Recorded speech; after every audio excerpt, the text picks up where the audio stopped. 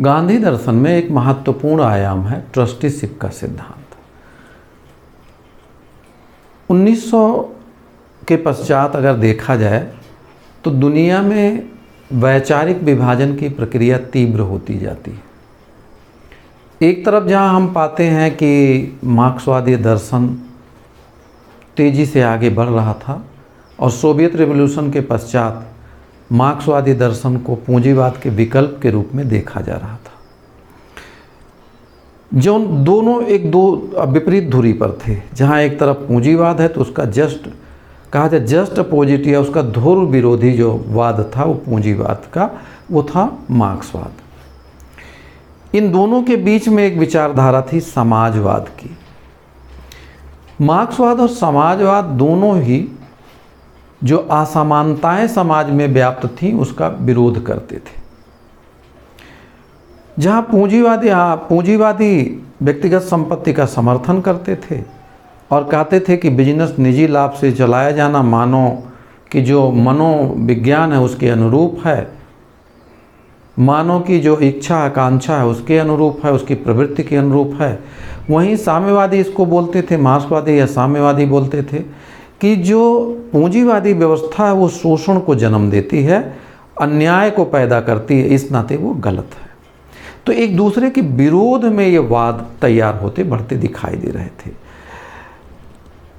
जहां हम लोग देखेंगे पूंजीवाद से सामाजिक वर्गीकरण पैदा होता है, वहीं जो है साम्यवादी इस वर्गीकरण का समापन करना चाहता है, वो भी हिंसक क्रांति के माध्यम से पूंजी का उन्मूलन करना चाहता है।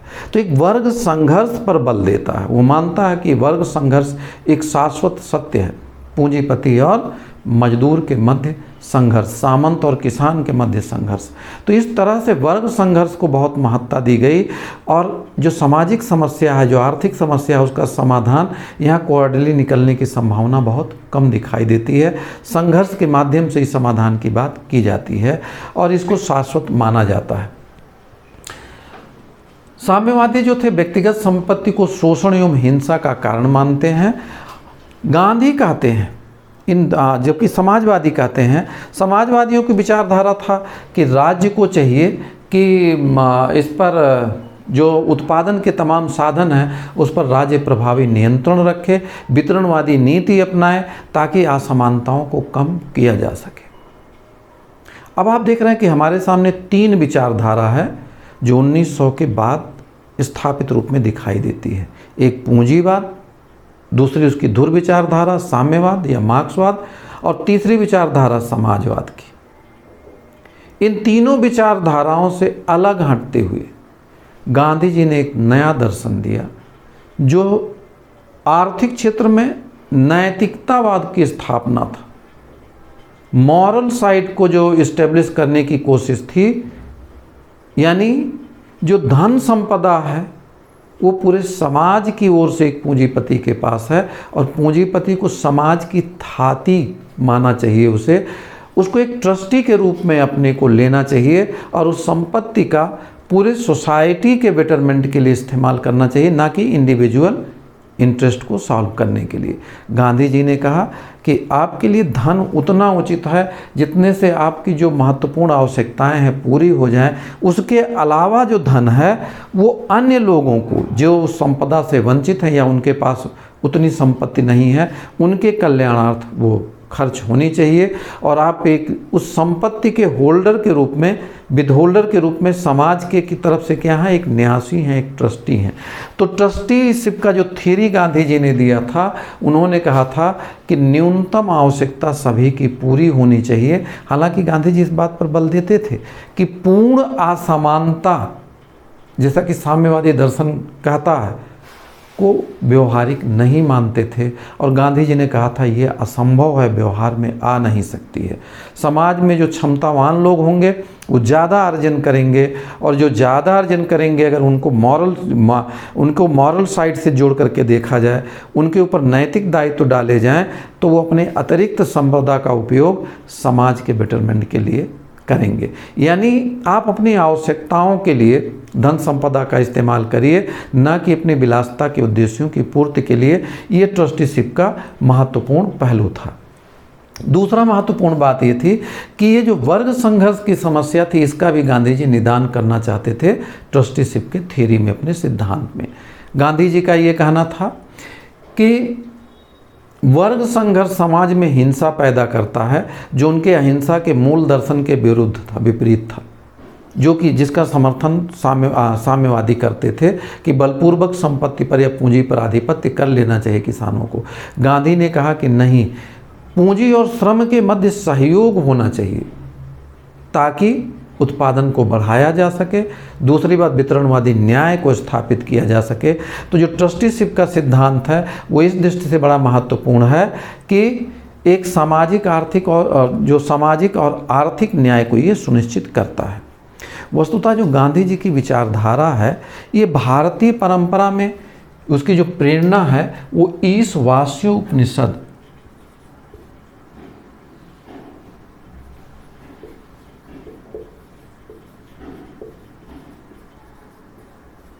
ईशावास्य उपनिषद से प्रेरित है। ईशावास्य उपनिषद, ईशावास्य उपनिषद जो था उसमें ये कहा गया, पृथ्वी पर मौजूद धन संपदा किसी की नहीं है, मतलब किसी एक व्यक्ति की नहीं है। पृथ्वी पर उपस्थित या मौजूद जो धन संपदा है वो पूरे समाज को मिला हुआ है। पूरे समाज ना कहें बल्कि जितने प्राणी जगत हैं इस पर, उन सभी का बराबर अधिकार उस पर बनता है। इसलिए उसका उपभोग जो होना चाहिए निरासक्ति भाव से होना चाहिए। निरासक्ति भाव मतलब कि उसमें ये नहीं कि ये मेरा, इसका उपयोग कोई और नहीं कर सकता है, बल्कि उसका सोसाइटी के बेटरमेंट में जितना ज़्यादा, जो जिसको सबसे ज़्यादा आवश्यकता वहाँ तक पहुँचनी चाहिए। और इस नाते सोशल बेटरमेंट में बेटरमेंट फॉर ऑल की बात कहा गया। दूसरी बात ये कही गई इसमें, निरासक्ति का मतलब ये होता है कि जैसे ये मेरा ये तेरा, इस तरीके का भेदभाव ना हो। यानी वर्चस्वपूर्ण स्थिति आप जैसे देखते हैं, ज़्यादा से ज़्यादा धन संपदा का संग्रह जो किया गया, उसके लिए हम आप जानते हैं कि जैन और बौद्ध धर्म में दोनों में कहा गया है कि जो संपत्ति का संग्रह नहीं किया जाना चाहिए। और इस तरह से यहाँ पर एक पहलू इसका भी दिखाई देता है।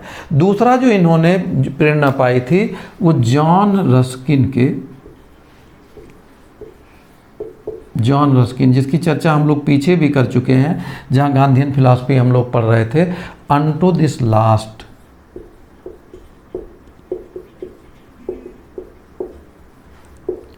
इस पुस्तक में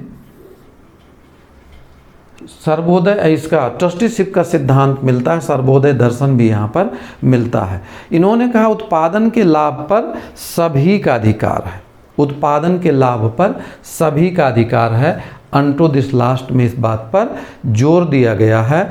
उसका समाज के सबसे अंतिम छोर पर स्थित व्यक्ति तक उत्पादन के लाभ पहुंचने चाहिए या वहां तक उसका लाभ जाना चाहिए। मतलब जो अंतिम व्यक्ति है, पेरीफेरी पर है, फ्रिंज पर है, वहां तक पहुंचना चाहिए। और इसी को कहते हैं अंत्योदय।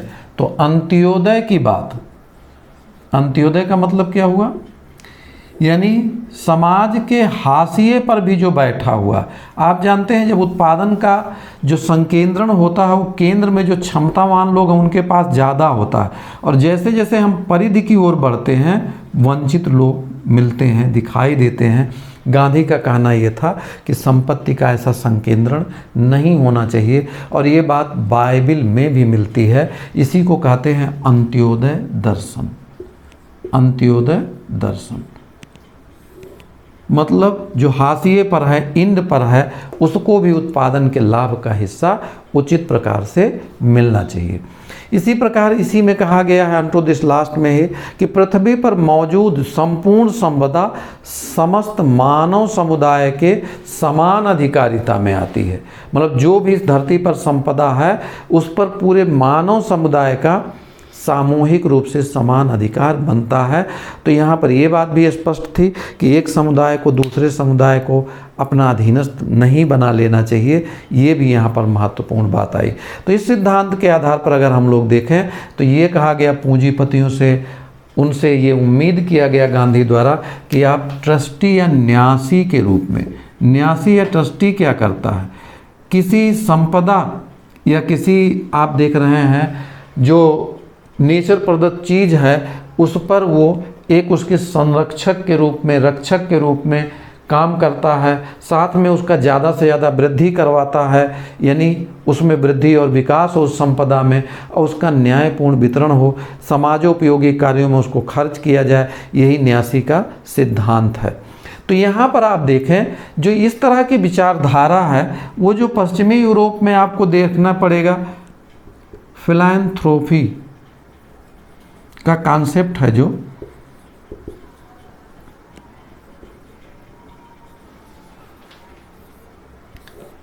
फिलैंथ्रोपी का जो कॉन्सेप्ट है उससे बहुत ज़्यादा प्रेरित है, जिसमें आप देखते हैं दानी दाता लोग क्या करते हैं कि अपनी संपदा को जो समाज के बेटरमेंट के लिए, पूरी सोसाइटी के भलाई के लिए उसको दान में देते हैं। जैसे आप जानते हो Bill Gates and Melinda Gates foundation है, Warren and Susan Buffett foundation है, जिसमें कि बिल गेट्स साहब ने अपनी संपत्ति का 90% हिस्सा ट्रस्ट को दान में दे दिया। इसी तरीके से आप अपने यहाँ देख सकते हैं अजीम प्रेम जी या रतन टाटा फिलैंथ्रोपी के मामले में आगे हैं। तो ऐसी कुछ संकल्पना थी गांधी की कि जो पूंजीपति है वो समाज से ही, पूंजीपति जब इतना जो लाभ का बड़ा हिस्सा उसके पास गया तो वो लाभ किसने जनरेट किया है? तमाम मजदूरों ने, तमाम वर्कर्स ने, और वो समाज से आते हैं।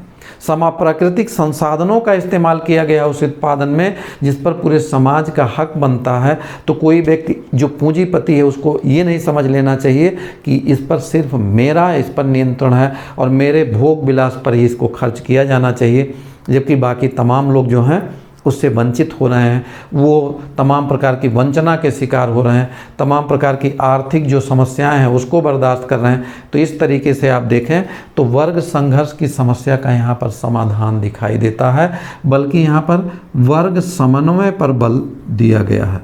वर्ग समन्वय यानी आप देख रहे हैं पूंजीपति और मजदूर के मध्य या जो हमारे समाज के उच्च तबके हैं और निम्न तबके के बीच संघर्ष के बजाय वर्ग समन्वय की बात कहा गया, क्लास कोऑपरेशन की बात गांधी जी ने कहा है। और ये विभिन्न प्रकार के जो संघर्ष उस समय चल रहे थे उसका एक विकल्प प्रस्तुत करता है। हालांकि देखा जाए तो बहुत सारे एग्जाम्पल मिलते हैं जहां पूंजीपतियों ने, जैसा हमने नाम लिया बिल गेट्स का, वारेन बफेट का, ऐसे तमाम, आप रॉकफेलर फाउंडेशन अमेरिका में रहा उसने भी यही काम किया।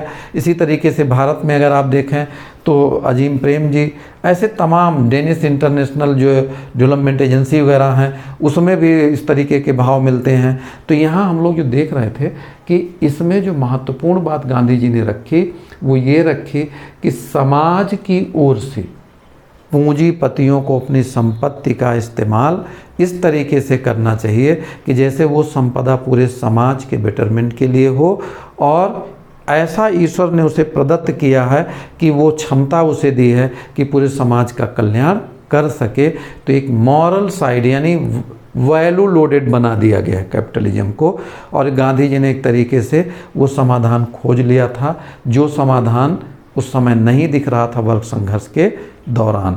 और आप जानते हैं कि इससे हिंसक क्रांतियां कई देशों में हुई थी और इन्होंने उसी का समाधान खोजा था हिंसात्मक तरीके से।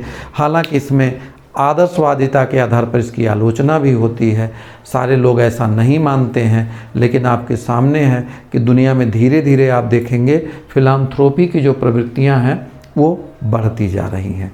तो गांधी जी यहीं सफल होते दिखाई देते हैं, और हम लोग देखते हैं कि व्यवहार में भले उस समय उतने लोग ना रहे हों लेकिन निरंतर इसमें वृद्धि होती दिखाई दे रही है। कॉरपोरेट सोशल रिस्पॉन्सिबिलिटी भी कहीं ना कहीं उसी वैल्यू को आगे बढ़ाता हुआ दिखाई दे रहा है। तो इस वीडियो में इतना ही। धन्यवाद आप सभी का। वीडियो को ज़्यादा से ज़्यादा शेयर करें, लाइक करें, ताकि ज़्यादा लोगों तक ये बात पहुँच सके।